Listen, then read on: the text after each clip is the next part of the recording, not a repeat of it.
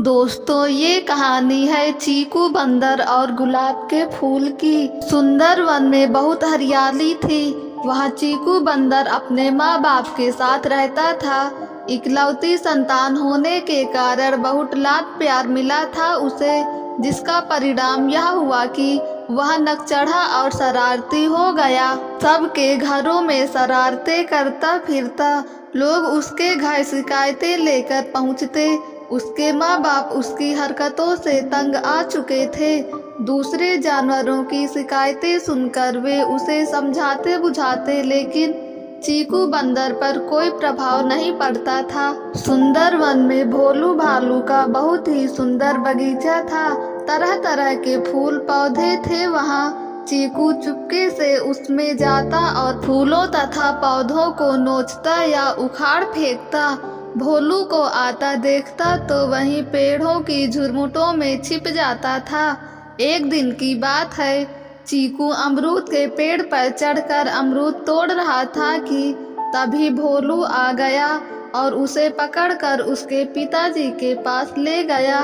पिताजी ने उसकी जमकर पिटाई की, लेकिन फिर भी कोई प्रभाव नहीं पड़ा उस पर। कुछ ही दिनों बाद एक दिन फिर चीकू भोलू से आंख बचाकर बाग में चला गया। एक गुलाब का फूल तोड़कर भागने लगा।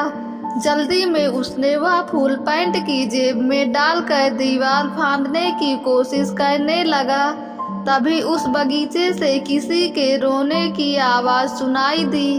वह क्षण भर के लिए ठिठका, लेकिन फिर भोलू के डर से दीवार फांद गया। पर अब तो उसे किसी बच्चे के रोने की आवाज़ सुनाई पड़ने लगी। वह बच्चा रोते हुए कह रहा था, मुझे मेरी मम्मी के पास पहुंचा दो, मैं उससे अलग नहीं रह सकता।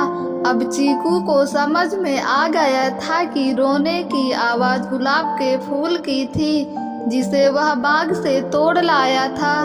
चीकू ने पूछा, तुम क्यों रो रहे हो? तुम्हारा तो काम ही है लोगों के घरों की शोभा बढ़ाना। तुम्हें मैं नहीं तोड़ता तो कोई और तोड़ ले जाता और अपने गुलदस्ते में लगाता।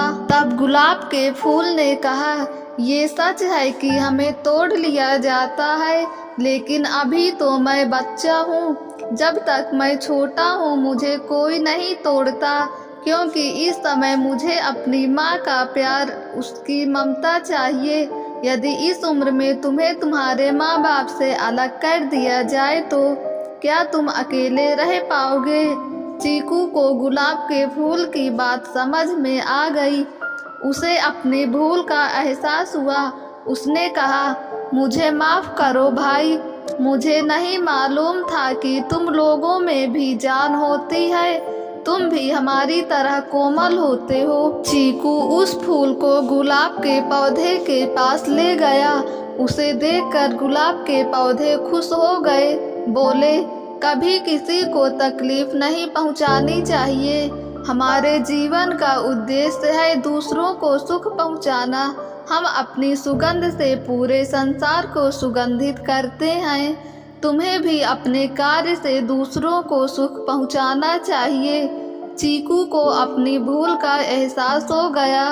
उसने वादा किया कि फिर कभी फूलों को नुकसान नहीं पहुंचाएगा। इस कहानी से हमें यह सीख मिलती है कि किसी भी जीव को नुकसान पहुंचाना गलत है। हमें दूसरों की भावनाओं की समझ रखनी चाहिए और अपने कार्यों से दूसरों को सुख पहुंचाने का प्रयास करना चाहिए। दोस्तों, अगर आपको ये कहानी पसंद आई हो तो हमारे YouTube चैनल को सब्सक्राइब करके बेल आइकन को क्लिक कर दें, ताकि वीडियो का नोटिफिकेशन सबसे पहले आप तक पहुंचे।